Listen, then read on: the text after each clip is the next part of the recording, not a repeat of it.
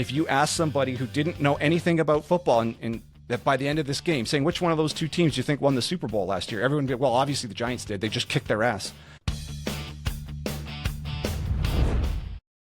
Welcome to Saturday versus Sunday. I'm John Barber, and this is where we talk pro and college football. And tonight we're reviewing the Eagles-Giants game. I think it just ended. What a beatdown. The Giants just kicked the Eagles' ass like on every phase of the game here. And I mean, I just finished watching it. And in the last 6 minutes after that final turnover, it felt like the Eagles quit in that last 6 minutes. All of a sudden, the Giants were running for first downs on every run. Skattebo was just going for a first down. It was kind of pathetic, that final 6 minutes for a Super Bowl winning team. Even if it felt like it was out of reach, that's no way to finish a game. That was a terrible look for the Eagles. But, I mean, the G-men are back, I guess. I mean, I've been waiting for Dart to go in all year. I thought Russell Wilson was a total mistake. They should have never had him in. And here we go. Dart and Skattebo are the future, it looks like, of this team. They are so much fun to watch. They clearly, like the announcers were saying, there's some kind of extra energy. There's something different about the team with those two guys back there. I mean, obviously it kind of revolves around the QB, but I mean, the two of them are look like they've elevated the spirit of this team. I mean, they obviously have some rookies on defense that are playing well too on the defensive line. But I mean, this was a complete team effort, just a dominant performance. And I mean, I don't even know where to start here. So let's just look at the box score real quick. Dart goes 17 for 25, 195 yards, a TD, no picks. He goes for 13 carries for 58 yards on the ground and a TD. So he is a true dual threat quarterback. If you watch this guy in college, you know that this was his game. He could run and throw. So he's a pretty big dude too. And now obviously if you were paying attention, he won't shy away from contact, and no matter how big you are, that's eventually going to catch up with you. So he does have to learn to try to preserve his body. Now, it doesn't seem to be in his nature to do that, but at some point he's going to have to learn how to do it. But man, is it ever fun to watch him take off. And he's just a good open field runner. He just knows how to find space in the open field. So, I mean, he was amazing. And then Skattebo in 19 carries, 98 yards, 3 TDs. And this is a luxury to have a player that can actually punch it in when you're first and goal somewhere inside the 5-yard line. Like not a lot of teams have a reliable player like Skattebo like that. And like some teams really struggle to put the ball in the end zone when they're that right on the goal line. And so this is a big deal. Like I don't know if they really mentioned it, but that's actually a big deal to have that. I mean, this isn't news. Being able to punch the ball in on the goal line, Matt, is obviously it's a big deal, but not every team has that capability. And it's very clear that the Giants have that card to play now, which is outstanding. I mean, where else? I mean, the defense, 3 sacks, 7 tackles for loss, and they absolutely shut down Barkley. Barkley was a complete non-factor in this game. He had 31 yards on the very first 2 plays of the game. And then he had an 18-yard carry in the last minute of the first half, which was kind of meaningless. That was just the Giants in a shell, not giving up a deep play. So that's like 49 yards in 3 carries. He only had 59 yards or something, 58 yards for the whole game. So he was a complete non-factor. So in the last 2 games, Barkley has done nothing. And somehow this offense has just completely lost the ability to run the ball. And it's 2 weeks. It's 2 weeks in a row like that for the Eagles. So it's actually almost the exact same number. I think last week against the Broncos, Barkley had 30 yards. Here he had 58, but like we said, 30 of them came in the very first 2 carries, and he was essentially neutralized for the entire rest of the game. And this was a very oddly similar stat line on the Eagles. So last week, the Eagles ran for a total of 45 yards, only 30 from Barkley, so he was a non-factor, and they threw for 280 yards. This week, they ran for a total of 73, but like we said, 30 of that was on the first 2 plays. and then they threw for 283 yards. And in both games, they only scored 17 points. So with all of this firepower, with Saquon Barkley and Devontae Smith and A.J. Brown and Dallas Goedert, this team, and if you shut the running game down on this team, it can't win. And by all rights, they should have lost the Rams game because blocking 2 field goals in the fourth quarter, that's not a strategy to win. That's just luck. And clearly that you can't take that with you and just, we'll just block field goals. That's how we'll win games. That's not a strategy. Running the ball is a strategy to win games, which they can't do. So, and it's evident 2 weeks in a row now they can't run, and 2 weeks in a row they lost. So, and I mean, there's something up. I know that there's reports of some of the players having just a players meeting. Well, whatever's going on there, one of those 2 teams tonight looked like they were invigorated and ready to show up and ready to throw down. And one of those 2 teams over the course of the game looked like they just folded. And I wouldn't have ever expected to see that from the Eagles. But those last 6 minutes, Eagles fans, you have to admit that was a pathetic effort. Like, it was clear that your team just gave up in those 6 minutes, did not believe there was any chance to get back in this game. And crazier things have happened. Crazier things have happened this year. So that's a terrible look. That is a terrible look. That's a division loss that I'm sure everyone had penciled in as a win. And the other thing that this type of performance will do is give everybody else hope or belief that they can take the Eagles down too. I mean, and this wasn't luck. The Giants just kicked their ass. And Jaxson Dart spread the ball around. Wan'Dale Robinson, 6 for 84 for a TD. Lil Jordan Humphrey, best name in football, 4 receptions for 55 yards. So the Giants were doing this, missing their top 2 receivers. So I know. I think it was Carter was out, so obviously it's having one of your best defensive players is out, but everyone's dealing with injuries at this point of the year. That's just part of how you have to get through the season. And the Eagles did not have what it takes to compete with the Giants on this evening. And I mean, the turnovers too. I mean, that's another, let's have a look here at the team stats. This is not characteristic of the Eagles either to be doing this. So I think they lost the turnover battle here 2-0. So that interception was just awful. And I mean, it was an amazing play.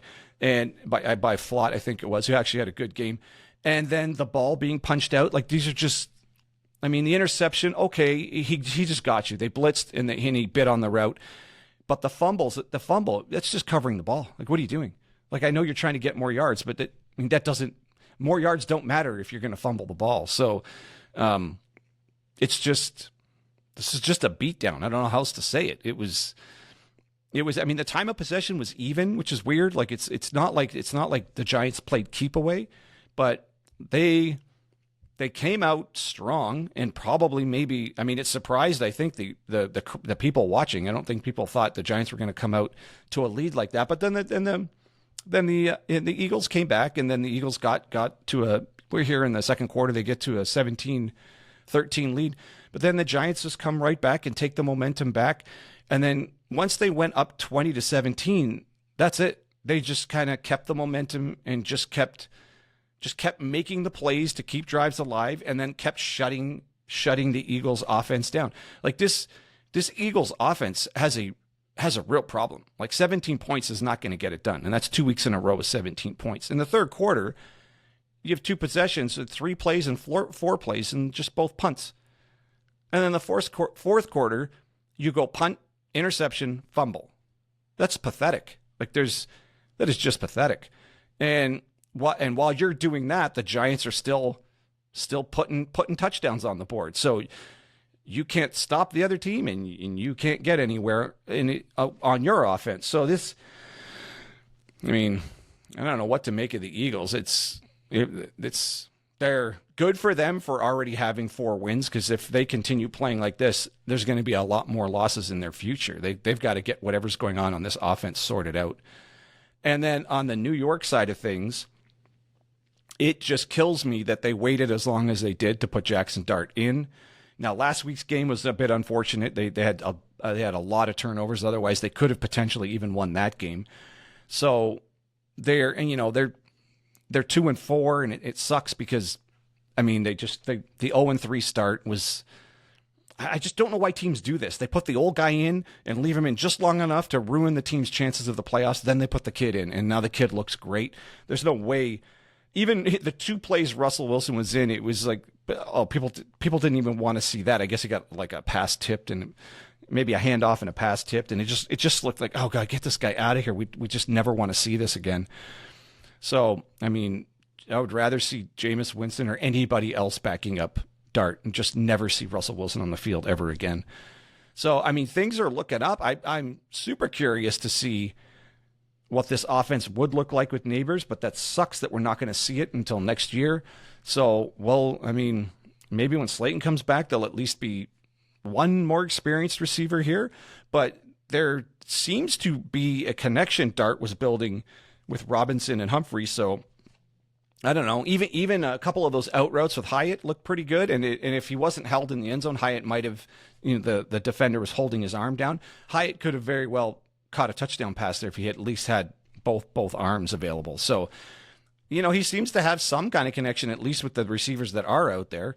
And I mean, he's just in control of the offense. He's making some legitimate on-time NFL caliber throws that you would hope he could make, but you're never sure. When a rookie goes in, you're just never sure if they're going to make the throws under pressure. He had a couple of amazing throws under pressure that were just like, okay, that's you belong in the NFL if you can make that type of throw. So he was making those throws today, and I mean, they're exciting. This is the Giants now are must-watch TV. I don't know how they can't be. Skattebo might be one of the most fun players, exciting players to watch in the entire NFL. And Dart seems like he can be the QB for the Giants media. He seems like he's got, the it factor. He's got the confidence, the swagger, whatever you want to call it. He looks like he's going to be able to pull this off and be the Giants quarterback. So, I mean, it's like his personality seems to be big enough to deal with New York.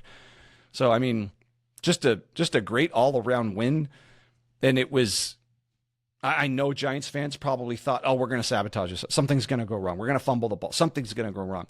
But everything just kept working and kept working. Then you get the interception. Then you get the fumble.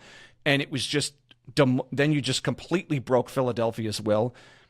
And I mean, I don't know if I'm overstating it, but those last 6 minutes, that looked like a team that just couldn't be bothered. It looked like the Giants completely broke Philadelphia's will in those last 6 minutes. And Philadelphia was just going through the motions.